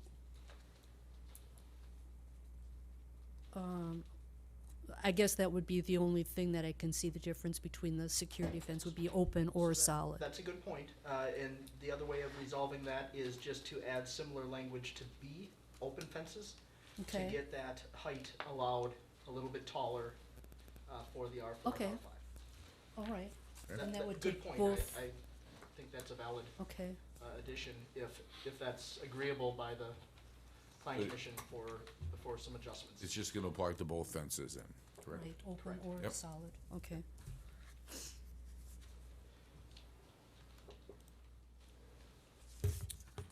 When I see the word barrier, I just worry about somebody all of a sudden constructing a cinder block 8-foot wall. You know what I mean? On a parcel, and all of a sudden you realize that's what they've got out there, and it's like they're barricading themselves in for who knows what. Armageddon, Future, Keep the zombies out. the zombies. Okay. Number 18, discussion and possible referral to a future agenda. Consideration of commercial A, Rome Town Center accessory buildings. I see Mr. Gabriel's been sitting back there. Patiently. Would you like to come up, Mr. Gabriel? And this poor man, I owed him a phone call, I just realized. I'm sorry, Tom. Tom Gabriel, 266 Matterhorn Trail. I went into to zoning to see if I could build a garage. Basically, it's becoming a safety issue. Fire department is not allowing any storage on your exterior walls. I also have to have snow blower, gasoline, wheelbarrow, shovels, rakes. As you can see, I do keep up my property very nice, unlike some other properties in the business park. We see 1,000 feet away, the church is allowed an accessory building. The apartments are allowed rows of garages. I'm allowed a garage, I just have to connect my roof line. Then I'd be legal. I don't see the point of that. I think that I'm not asking for a shed that I go by on Highway 13 be dropped down. Has to have a concrete floor. Has to look like your existing structure. To my knowledge, I need one. I thought Rick from Slice of Heaven was gonna be here. They need one. I've heard that Up North Brewery would like one. Advantage Plumbing has a big garage connected via their roof line. Caldwell Banker has a garage connected by their roof line. I guess with what has happened in commercial A already, and on the other side of the street with the apartments and the church, what's the point of commercial A anymore? We should just be multifamily, light industrial, because that's what it's turned into. I'm asking for the town to revisit that ordinance, either in commercial A, and let us have garages that look similar to your existing building. Not one that can be dropped off by store car or something when they roll them off a semi. Structure, nice looking, right pitch on the roofs. I think it's a reasonable request for the investment that some of us have made in that business park. And we'll make another investment of $20,000 for a garage.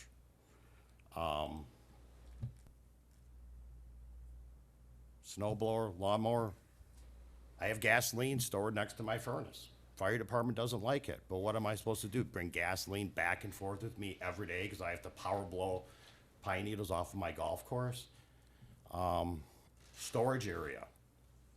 Fire department says nothing on the outside walls within 2 feet of your ceiling, because they want to be able to blast, and I understand the fire department, they want to be able to blast through your exterior wall if there's a fire, and they don't want to have to deal with storage boxes up in that cavity that they thought they could blast water into your building. So I think it is a reasonable request. I think with what you've seen happening up there, and it's not like there's not a garage is 1,000 feet from my property, only because they sit on the other side of Geneva, it's allowed. And because I sit on this side of Geneva, it's allowed. But there's already stuff in this side of Geneva that's not. So just make it all one zoning. Be done with it. I mean, that's sort of what has happened. Laurie? Yes, may I ask some questions, Mr. Yeah. Chair? Tom and I have had conversation about this a number of times. That's why I asked that we finally bring this forward and talk about it. I don't know that we want to definitely throw away all of commercial A like we've talked about, but I understand the need. I also know that the brewing company and the bakery are also interested. Due to lot sizes that each of you have is a little different in how you're situated. And I know that just because other mistakes have been, or issues have come up, we don't want to just keep making the same mistakes over and over. And I know you and I have discussed your needs and what they're for. We also talked about different types of buildings, and you don't want to just plop down a shed you'd get on the corner of a highway somewhere. No. We talked about different types of buildings, not a full-on garage and what a garage would look like. You said you'd be willing to look at something that's maybe like garage-like, that's for storage, be it a wheelbarrow, your lawnmower, a snow blower, a leaf blower. That's not a full-on garage, because it wouldn't be quite as big as a normal size garage. Are you still considering something like that? I feel that with what the church has on their property, our 2-car garage, they store their equipment in there. I think that that should be allowed across the street. If we aren't able to accommodate that, would you consider something like we originally had discussed that you said you would be willing to accept? If we go throughout our code and we're, I would go to the appeals part. You guys can accept it, okay? okay. I If just not, wanted I'll to go ask to appeals. I mean, we have it in the business park. The church has a garage that everybody sees when they pull in, You're right. okay? I just The wanted to ask the apartments- question. The apartments have rows of garages, rows of them, which you can see from the street when you drive down the street. Yes, the apartments block them, but if you look, you can still see it. The church's garage is not even next to their building. It sits off by itself. I just don't understand with the acreage that we have in the business park, why we're not allowed that same thing. I can have it if my roof line attaches. Then it's not an accessory building according to zoning. So I could then go with basically as big of a garage as I want, as long as somehow I connect my roof line. Now, that doesn't seem to make a lot of sense as a business owner in the business park. I could add on a 60 by 80 garage if my roof line attaches. But I can't have a 28 by 30 garage if my roof line doesn't attach. That's what the current zoning says, right, Nick? I mean, That is is what- that The correct? current zoning says a maximum 24 feet for accessory buildings, and no more than 65% of any parcel can be covered by impervious surface. I have not done the math on Mr. Gabriel's lot, but there would be limitations to size of structure based on impervious surface and maximum feet. Well, And what the other Mr. Gabriel is referring to is under 360-81.1 C4C. That's what limits him from having what he wants. Okay. And the other two buildings he's referring to, They That are is what zoning, and I don't wanna that's what zoning, and Jamie said that a garage is considered an accessory building. But is an accessory building considered a shed? Because it doesn't say garage in the ordinance. So it's back to interpretation again. Detached garage, that's the issue, detached garage. So to the point, there's a limitation right now in commercial A. That's the section that limits it. Okay. Can you give me that section Can you again, give it, please? yeah, 360.81.1, sub C, sub 4, sub C. Just a quick question to you. What's the disadvantage of tying it to your roof line? You know, I see that, you know, you'd have an existing wall there, you'd probably get by actually cheaper doing it that way. The problem is both of those buildings, obviously, when you start building from scratch, it's not cheap, okay? The infrastructure in those buildings was very expensive. They both have their own septic system. My septic system, they both come out, because there was no sanitary sewer when I started with Papa Bears, and there still isn't. They both come out the back of the building. So I cannot, if I would have had more money back then, maybe I would have did it. Things looked really good on paper. And little did I know how much rakes, wheelbarrows, moving stone, lawnmowers, and how much of a pain in the butt it's become having to load up a trailer, bring the stuff from home, to bring it over there, and then it rained, then you gotta bring it back the next day. I had a trailer on my truck for 3 days last week. So your septic is in the way, is that it? The septic is in the Where you way. wanna go with it, your septic is in the way at this point. Yes. Then your option over here is to go with a separate building. Yeah, if you look at both of the buildings on my property, we'll just talk about my property, they both go this way. Both of the septics come out the back from Highway 13. Mathematically, that's the way Advantage Plumbing did it, because that's, I mean, that was the logical. But that's your problem that you've got. I cannot build, and to move both septic systems to put up a garage wouldn't work, and I think it's easier to look at it, you know, with that in mind, because you've got something that's deterring you from doing it. Because otherwise you could do it that way, probably be cheaper, actually. I would rather have it attached. I mean, I could still come out the front of the building, but I don't want to do that. I mean, that would defeat the purpose. And I guess what I'm saying is, they have to look like you have to match your existing. We still want, I mean, I bought in commercial A back a decade ago, because I liked the rules in commercial A, okay? You had to build a nice looking building. And I think that you both see that I have two nice looking buildings on that street. But I never thought of the maintenance that goes with those nice looking buildings. And we do have furnace rooms in both of those buildings. But when the fire department comes in, they don't like to be able to trip trying to get into your electrical panel or your furnace. So all the storage in what we thought was gonna be storage area has been eliminated from us, because then I get the fire department, they want to know that they can walk in this room and not trip. And they want, 3 feet clear space and all electrical boxes and all that. But it's created, over the years, you create more stuff, just like living in a home. You create more stuff, more backpack blowers. I got a pine beetle now, we got a spray, another sprayer. All this stuff is starting to accumulate inside of the building. And most of the stuff I have is still gasoline powered. So now we're having a lot of gasoline in the building, not so big of a deal because the AC runs now. But all of a sudden in wintertime, you have a flame that's igniting. And if there's enough fumes in the building, it would be nice to get all of that outdoor equipment outside. So I have a question, does it have to be a whole change, a wholesale change like he's talking about?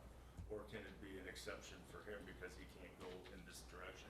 Yeah. Because he's got a septic? So I wouldn't be recommending you head in the direction of creating exceptions for individual properties. I think that's frankly bad precedent, because it creates this case by case, and where you start to deviate from that, then people feel that they were unfairly treated versus the other properties. However, what you may want to consider is things like maximum number of accessory structures, architectural standard incorporation, which was referenced there. Maybe, as Jamie had mentioned, she was reading out of Mixtown Center, the restrictions we have there that sets forth certain size limitations, so it's not an accessory structure that's dominating the building or the lot. Those kind of things could be considered and made part of what you would allow in the district. But right now, none are allowed, and that's, I think, what is being requested is a deviation in our ordinance from that to something else. And the full-on garage that they have over by the church with the zoning being different, we could allow a smaller size that isn't like a standard storage shed, but maybe a little bit larger. But just take my neighbor across the street. She liked to do cake deliveries in the winter. She needs a garage big enough that she can park a vehicle in it so that it's not frozen windshields when she wants to go deliver a cake in the morning. So if we start talking, we're allowed 150 square feet, that's what I would consider an accessory building. I'm not saying And- hundred and And fifty. when I'm saying that, let me clarify. I'm talking about some kind of percentage, because we have lots that are different sizes. Right. All over the place, and we don't know what those sizes are going to look like going forward. You're probably better off looking at it from a percentage standpoint. Yes. Rather than 100 square feet or less, because that will allow, if it makes sense to the size of the lot, it's not dominating it, maybe the person that's doing cake deliveries has a lot that will support that. But all of that would come through as likely a site plan of operation modification anyway, because now we're talking about something that's perhaps changing in her business aspect. But not to get off track, the point is, you're not necessarily setting it as a size cutoff, rather a percentage that ensures that it's not dominating, but at the same time is allowing for an accessory building that I think the individual is asking for. And I like that idea, and I'll tell you why, because with our plat map, one of the things that came up during strategic planning, and we had discussed with Emily before she left, is the development of the rest of that plat map is density. Is that we're not gonna allow such large lot sizes to be developed or be sold off in the rest of the Rome Town Center. Is that we have to look at density as we develop more and more in the Rome Town Center. Such big lots may not be parceled off as we sell that, depending on the type of housing we look at, depending on the type of businesses that might come in. Is that not correct? So that percentage then would allow us, and we wouldn't have to keep adjusting this as different requests come in. It would just be a percentage based on what the person owns, not what they need. And it could have a cap on it at some point.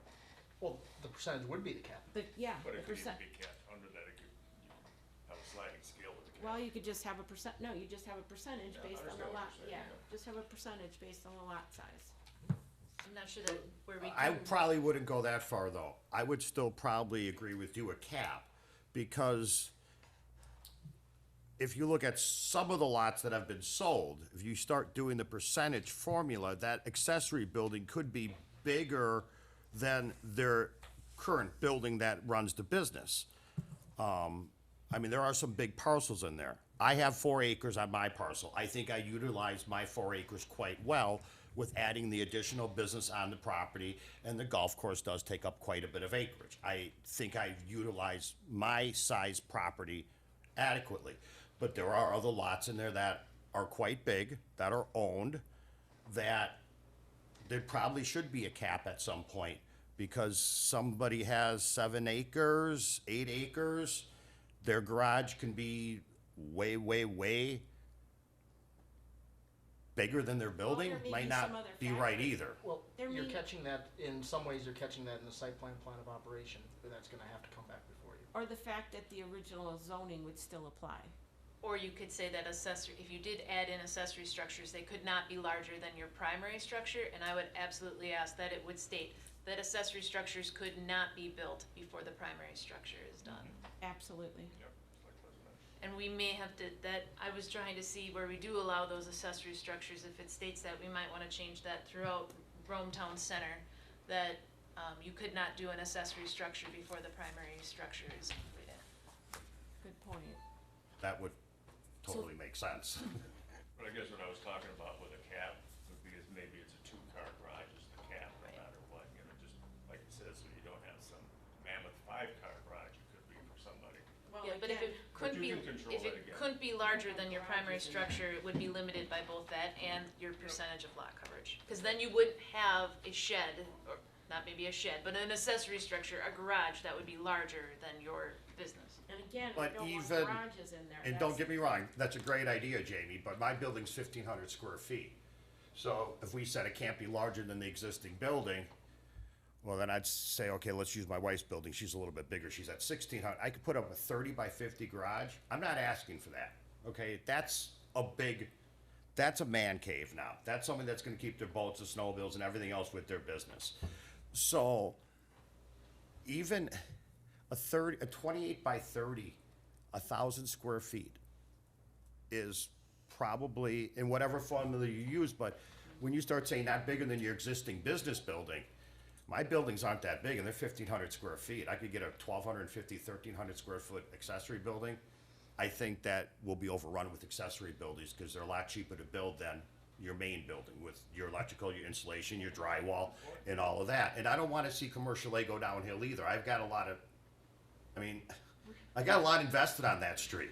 We gotta keep in mind though, too, excuse me, Tom, we gotta keep in mind, this is a Rome Town Center. This is gonna be the center of, an ongoing development, which is the center of our town. Our downtown. Our downtown, basically, if you can call it that.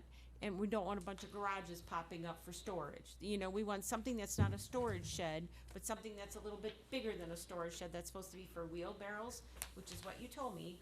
Wheelbarrows, snow blowers, a lawnmower, hoses, a gas can. Now we're talking much larger than that. So I can't help what the church has there. We can't go back and fix that. But we're talking a I little bit hear larger. that a lot than in this town. We can't go back and fix that. I understand that, and we're not gonna fix that tonight, but we've got enough information here, and I think Diana had some questions, so I didn't wanna steal her time, but I think we're not talking garages, we're not talking 2-car garages, we're not talking a 1-car garage. We're talking something that you need to put in a wheelbarrow, a snow blower, a shovel, a rake. Then we're talking a shed. We're talking a 2-car garage, Diana, Lori. you had questions, not a 2-car garage. Well, not Two-car a garage. question. No, we're not. I don't know why we're not discussing just putting additions on and rather not even address accessory buildings. What's an addition? Addition? Now I'm Addition going with is Diana. new construction performed on a building which increases the outside dimension of the dwelling. Because, as we stated before, we have a problem with our septic systems that come out the back of the building. Does that addition need to go off the back of the building? Can it go off the front of the building? No. Or the side. The side of the building? No. I take Papa Bear's. The back of the building's a patio with seating area, my restrooms. The front of the building's a parking lot. My front is the parking lot. The street side Matterhorn Trail is our walkway to get to the patio to get service. The only spot it could go would be on the back of the building, which the septic system is out the back of the building. On both of those buildings and the gift shop, it comes out the back of the building.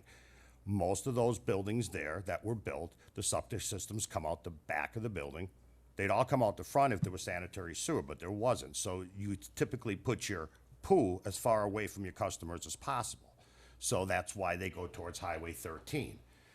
Okay, but you're saying not that you can't do it, you won't do it because of the other things that are existing around your structure. Is that what I'm kind of hearing? Put an addition, I cannot build over my septic system, that's not allowed. Right. And I cannot go out the front or the back.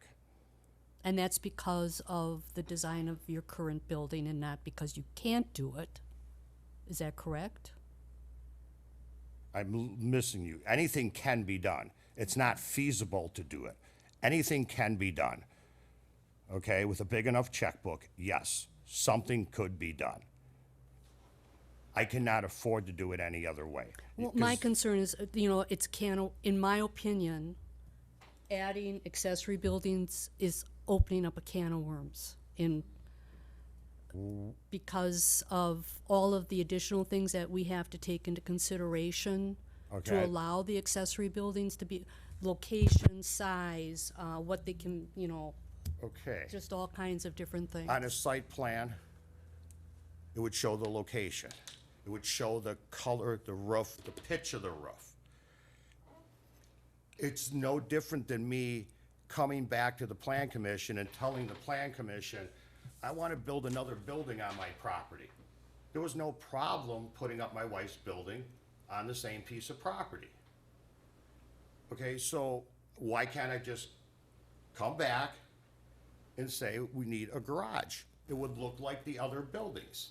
It's not like there's no garages in the Rome Town Center. It's not like there's no garages, okay? You have two current businesses and a future business that are all asking for us to be allowed to build garages so we can continue to expand our businesses. I don't think it's an unreasonable request for this committee to seriously consider it, considering when you turn into the business park off of Alpine Drive, the first thing you see is a garage standing by itself. Because the church is on this side of the street, they're allowed it. I'm on this side of the street, I'm not allowed it. But when I turn into the business park again, you got vehicles parking on the grass there for employees. I mean, what I'm asking for, and probably with my neighbors, we're saying we'll build them to look nice. We'll build them with the right pitch. We'll build them with the right roof material on them. We'll meet all of the current architectural standards. We won't have white doors on them. We'll paint them to match. And in exchange, the town of Rome's gonna come through and assess us again and get more tax dollars out of us. I don't see where you can say this is opening up a can of worms, because some of us would like a detached garage versus an attached garage, when there's already detached garages in there. Plan Commission and zoning has already changed that zoning. When I built Papa Bears up there, I bought in a business park. I didn't buy in a residential community, and now I got apartments. Like, the zoning wasn't changed on me. I bought an Alpine Village business district. There was no living in that place. But the town of Rome decided to make living in there. Was that fair to me at that point? I bought in a business park. There should have been a bunch of businesses. Go back and look at the original manual where you have a walker-friendly, shared septic systems, awnings and sidewalks. The town of Rome has already taken that from the business park and encouraged residential housing. 12, 24, 36 two-bedroom units in there now. Possibly somebody wanting to come in and do condominiums in there, it would be allowed. Condominiums would have garages, apartments have garages. But not on Matterhorn Trail, but on the right side of Geneva, you can have them. Mr. Chair, That's I from a think we have business an owner. understanding, though. That's from a business owner that's got a lot of stake in that street. And I think it's time to have further discussion on it.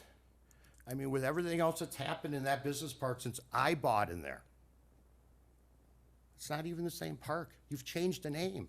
Allow residential housing. I mean, Okay, I think we've, you know, you've made your point. And again, this is to be referred to a future agenda so that it can be discussed. And I'm sure that when that happens, you will be here, as you have in all the other meetings. So, thank you for your input. can I make one other comment, not about that? Sure. For business owners that want to come before the Plan Commission, not me or anybody else, to sit through an hour and a half of short-term rentals so business owners can come before you, and I came before, to this Plan Commission long before there were short-term rentals allowed in the town of Rome. We used to come, it was quick, it was simple. Somewhere for future business owners that want to come present plans, and maybe there'll be more detailed plans or bigger projects. They should be moved up in the agenda. Or separate it and do and then right afterwards, because I didn't know when this item was gonna come and I didn't wanna be late. You know, at 3 o'clock, do short-term rentals to 4, and then from 4 o'clock to 5 o'clock, do the board meeting. Because, you know, this is my one day a week I'm off. I came here at 3:30, it's now 5:30 for my 10 minutes of fame, let's just say. And I know you guys don't like sitting through all these meetings this long either.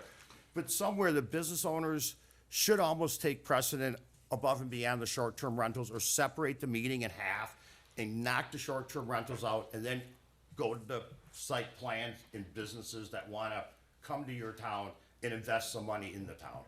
It's understandable. Point taken. Yep. Thank you.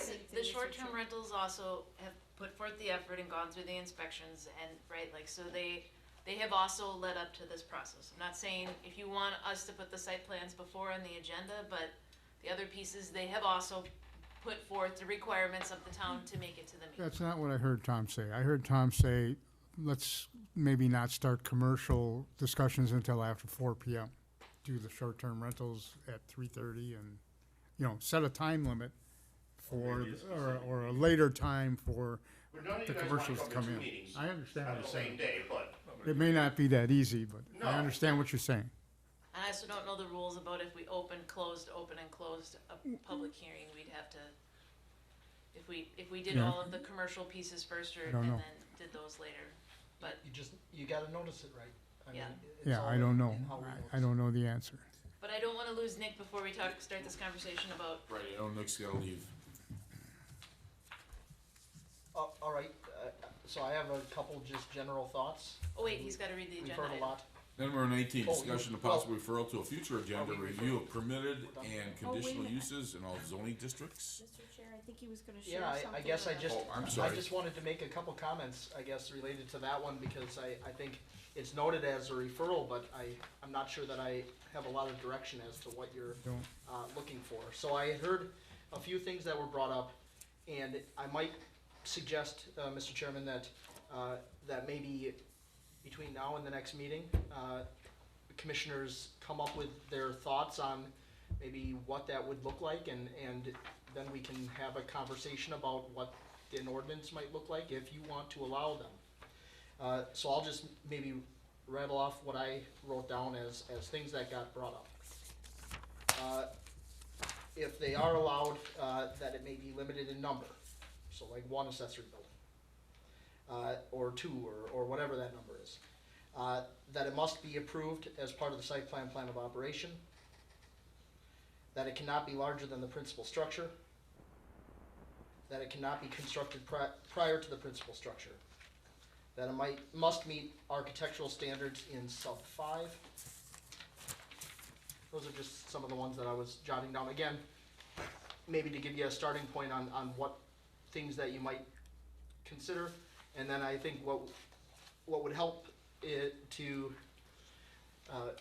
move it, you know, in whatever direction it's going to move, would be just to then have a conversation at the next meeting about what those regulations might look like. You know, again, it doesn't have to have any of that, but those are things that I was jotting down as they were being discussed today. Come up with your thoughts, and then we'll have a conversation that may then lead to some ordinance language to consider at a future meeting. Yeah, percentages, that, Percentages, yes. the percentage came up, and the word garage is brand new, and I am staying away from that, just because the church has one, that's, you know, just because, you know, the excuse that just because there's one, I should have it too, No, you can put that in your notes Right. to Nick. Yeah, and you don't Jamie, need to do you it had to me. mentioned I think you something- can have a conversation at the next meeting, and then I'll be taking those notes, right? I mean, so Just come prepared with some thoughts on it. that would be very helpful. What was the other thing, Jamie, that you had mentioned with regard to the accessory building cannot be put up prior to, or what was that one Nick thing? said prior to that. their primary. Prior to the primary? Oh, you did mention that, Nick? I didn't hear that, What did sorry. you say, Paul? Paul said something, but I didn't hear that. Know that Nick said about the accessory buildings before, so. The main one I missed was that percentage. My apologies, and thank you, Lori, for catching that. Okay, thank you, everyone. Just let me know what. This last one we can You do and me, really man. quick, actually, Mr. Chair. That's what I'm I mean, I'll Because stay Nick just can to. help us with this, because Sure. we have information on this anyway. Okay, number 19, discussion of possible referral to a future agenda, review of permitted and conditional uses in all zoning districts.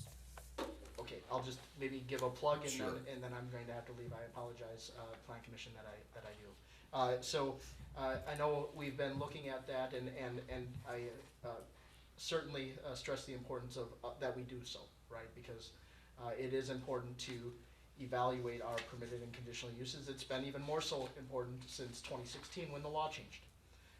I would also just share, and some of the board members can provide additional context to it, that the town board is exploring some options that might exist for consulting with our code and recommendations that they may have.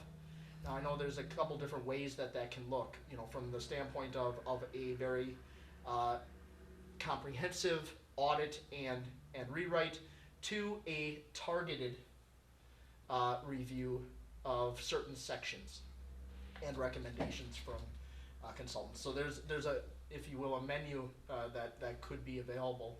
I think the town board at this time is exploring that same consultant with other services like Zoning Hub and maybe other services even in addition to that. But that consultant also does provide zoning ordinance review and can provide some assistance, has done great work in other communities in evaluating their code. Again, if you can do it as a whole ordinance, you can do it in sections, and if you do it in sections, maybe taking a look at the sections that we might want to look at. Some that come to mind would be our permitted and conditional uses. Those are helpful. Sign code would be another good one to take a look at after read. That can definitely benefit from having a consultant that's working with a lot of municipalities, larger ones in fact, to help navigate. So that one would come to mind as one. And I know we've done a rather recent review of our Rome Town Center, but even taking a look at that and just giving some general thoughts as almost like an audit and feedback, not a rewrite, but audit and feedback might be a good one to have them. But I think I'll stop there, but I would just say that exists. That's an option I think that the town board is looking at. And if you look at some targeted sections of our code, then maybe just take a look at 360 and the areas that we might want to kind of pinpoint on those, because some of them are going to be very easy. Yeah, it's like- Administration and enforcement, even conditional use permits, we've adjusted that piece, the conditional use permit section. That's pretty tight. Then we have other sections that may benefit from that extended look, and that's, I think, where our opportunity would be there with a consultant. So would you be giving us the recommendation of the targeted portions that you feel we need to do? I think we can or have a should- conversation about it, and so similar to the last one, you all can look at that, but I'll stop and hand it back to Lori, because I think I can, but I also would want you all to look at the code and see where you would like it. There And are the- some that come to mind though. And the discussion we had at board the other evening when we hired this firm, Civitech Consulting, the gentleman works primarily in the state of Wisconsin, but also across the nation.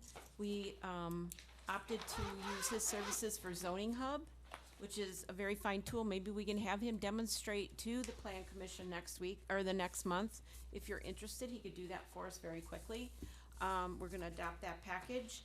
And then his next step that we're gonna be looking at would be doing a zoning code audit for us, looking over our entire code, and as Nick said, specific sections, either rewriting them or our entire code, because we did run into some ambiguity. And like Nick has said, permitted and conditional uses probably would be up first if we did by sections.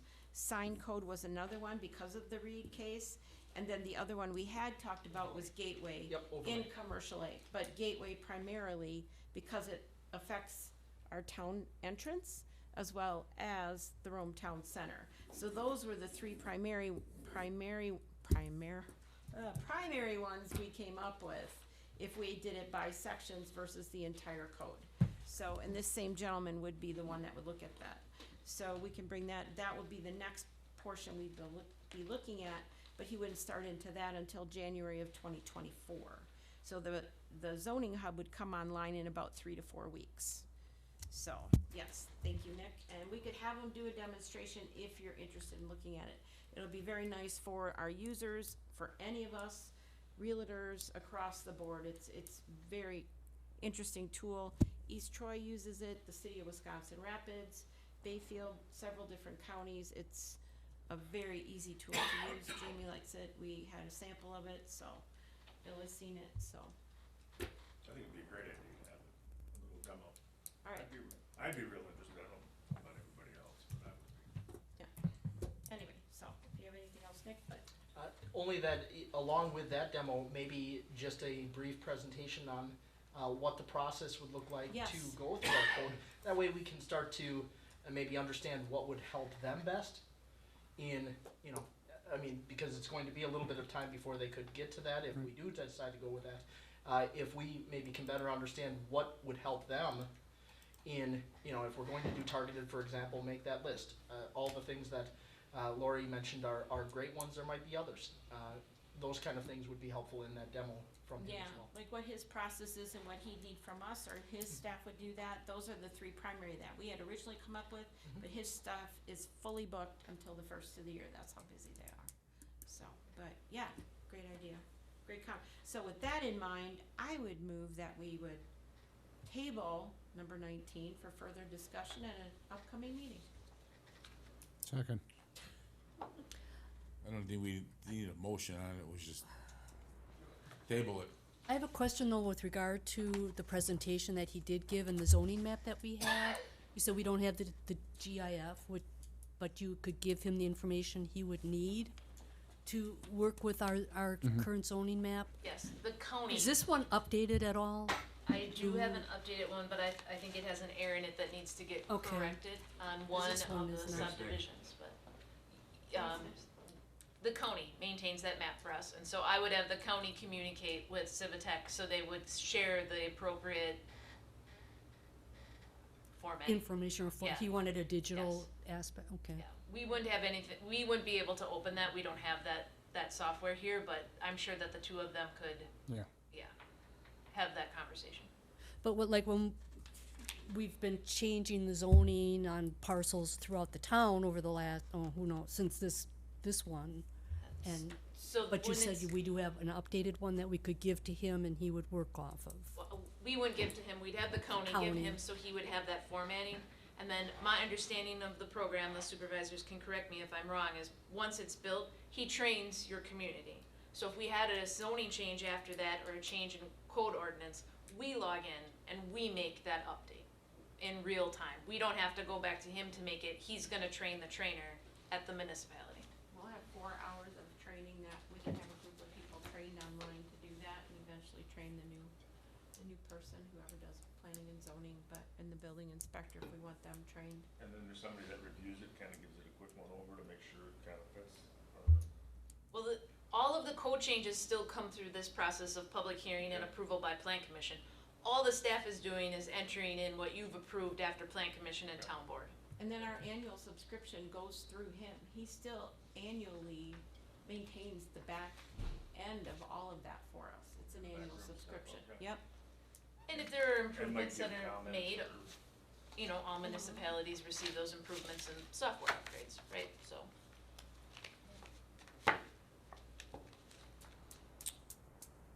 Okay, I was a little worried about leading the conditional and permitted use all by myself discussion, so. Good call, you mean? Good call. Thank you. And thank you, Nick. do you have a list then, Jamie, for number 20 for next agenda items so far? Yep, so we would have 17 return with different language, we're gonna have the discussion on 18. And I'll ask Civitech about a demo and to further describe the code audit. And, depending on his availability, then number 19 would get slightly revised. Because we might not be focusing just on permitted and conditional uses, maybe we're focusing on what he needs as first steps for his work to get started with putting together the zoning hub. You mean for January? Well, zoning hub's gonna go in. He's doing zoning hub. That's a separate piece. We're talking about a zoning audit, a code audit. Yep. The code audit. But maybe next time we just have the conversation about what that means before we put back on a discussion about permitted and conditional uses. Zoning hub is separate, that's done, we're talking about a code audit. Oh, I see what you're saying, yeah, what pieces What we he would need wanna. if he would pursue a code audit, what does he Right, want from us? Gotcha, And do we wanna do a targeted one, or do we wanna do an all-encompassing one? We have a lot to discuss. Yeah. right, that piece of it, Just focusing on that rather than starting with a conversation on permitted and conditional uses. where right, we gotcha, Don't when we'll form the plan first. right. Like sign code, gateway, permitted or conditional, got it. Okay, Item 21, next meeting date and time you have, September Oh, 12th Oh my God. at 3 o'clock. Is that the time we are switching to now? 3:30, I think we said we would go to, while we get through some of this process, just to allow us some more time. So 3:30. I may be late. I may not be here. I might just, I will I'm be telling late. you, Madam Chairman, it won't be long. Not the way you yelled at me today. Okay, then I will declare the meeting adjourned at 5:42. 5:42. Thank you.